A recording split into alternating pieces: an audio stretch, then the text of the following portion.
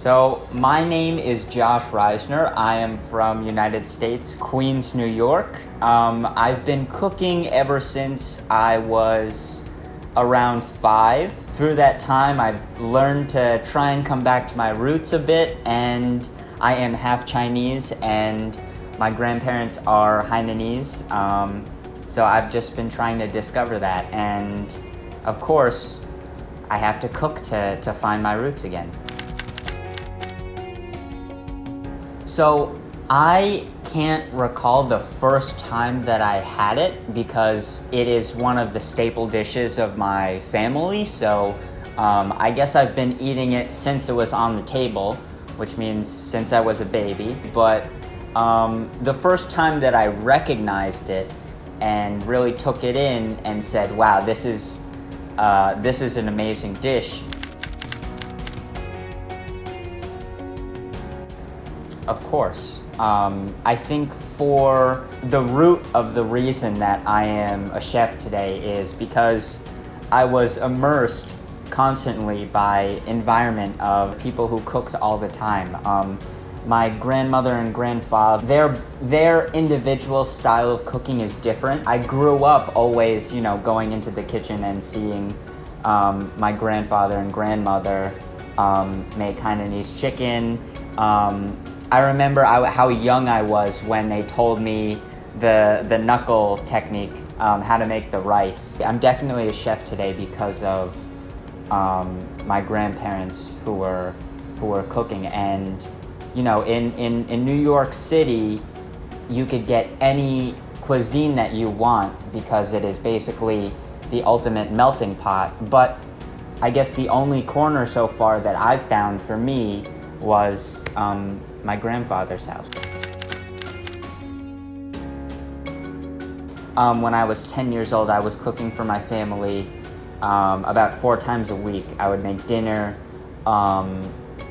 It wasn't anything super crazy, but compared to the stuff I make today, it's totally different. There were a few times that I cooked with my grandmother and grandfather, but I remember the first time that it was really serious, I had a restaurant pop-up, my own, and this was my first restaurant pop-up. I think my grandmother came and she tried it and she saw me cooking in the kitchen, and it was kind of like a full circle.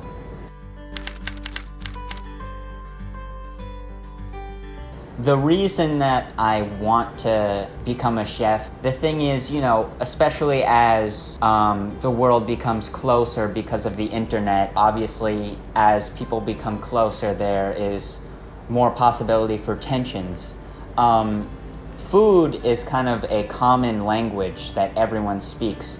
Like right now, even though I can't speak Hainanese, which I would love to, the thing that my grandparents and I can communicate over is, how satisfied I am with the chicken that they make. And, small emotional transactions like that are, what keep me going. If I have my restaurant and I make my version of Hainanese chicken and a customer comes in and they don't speak English, but they only speak Hainanese, and then they try it, and it's like it totally goes back into them like when they were 5 years old eating Hainanese chicken from their mother. Like those moments and those emotions are things that you can't get anywhere else besides food. Food is like the perfect form of nostalgia.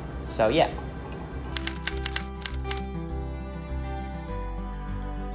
It was always a dream. Everyone wants to be popular. Everyone wants to have fame. But I think for me, it was just how to utilize that. And even though since then, I haven't gained many. But the thing is, I've gained the followers that I always wanted to have. The people who like food and are interested in it.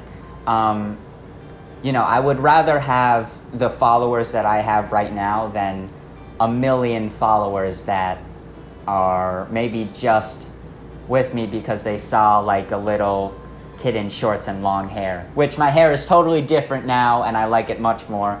But no, I think managing followers for me is more like staying in touch with everyone. So a lot of people in the United States especially, everyone always talks about fusion. But the thing about fusion is often, if you're going to combine mapo tofu and ramen, when you combine them, you might compromise or lose some parts. So whenever I fuse cultures, I want to make sure that I keep the history of both dishes together. So I know that in the past, most ramen dishes and noodle dishes were carried over from China.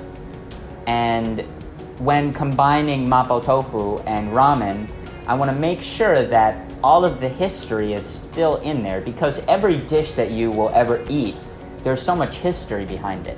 And there's no reason to lose that history. Every dish that you eat is going to be a story that when you start eating it, you're going to untangle and discover. So when I'm making mapo tofu ramen, I want to make sure that from eating that dish, you can understand how ramen was carried over and kind of went from a Chinese dish to a Japanese dish. And I wanted to make sure that in making mapo tofu ramen, that I optimize the mala flavor, like the tingle, and it was still just a really good dish. And from there, I was inspired by a few other chefs who also did mapo tofu ramen. But I want to make sure that in combining Chinese culture and Japanese culture, it's done respectfully and it's done with the best flavor and story. That was a long explanation, but yeah.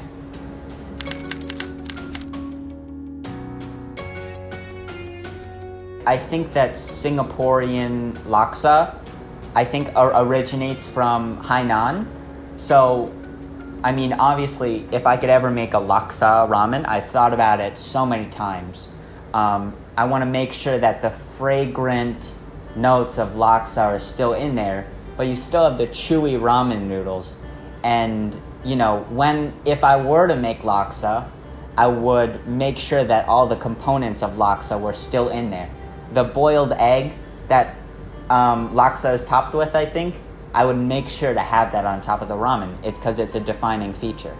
And past ramen, like my grandfather all the time would make satay, like pork satay or chicken satay, which I also assume is from Singapore, from Hainan. And those, peanut sauce and meat is a classic combination. But to make sure that it's done to the best done to the best level, I could take my techniques that I've learned from French kitchens, Japanese kitchens, everywhere, and just make sure that every dish tells a true story of my life.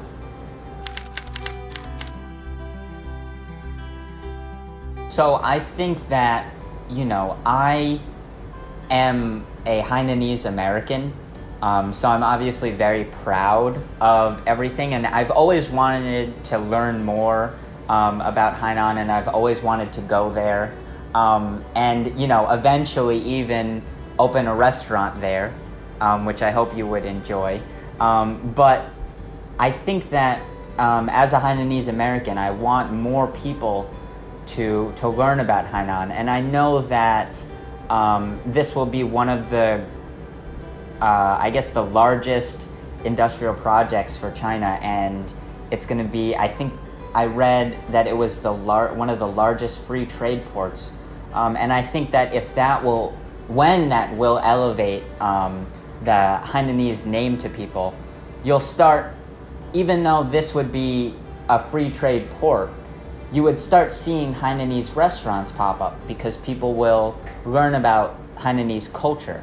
And when Hainan starts booming and becoming such an amazing place, I guess it already is an amazing place, but when more people learn about it, that's when I could really embrace my culture to the fullest extent, and make sure that I could make Hainanese dishes and talk about my Hainanese culture more and learn about my Hainanese culture more. And as a chef, I always want to make sure that I'm learning about ingredients and techniques, and nothing would be more important to me than to learn about my own culture's techniques and ingredients.